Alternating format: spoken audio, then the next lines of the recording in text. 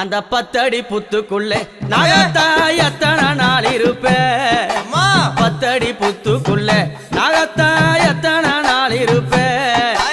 பாலாத வாத்து வச்சேன் நாகத்தா பருகிட வாரும் அம்மா நான் பாலாத வாத்து வச்சேன் நாகத்தா பருகிட வாரும் அம்மா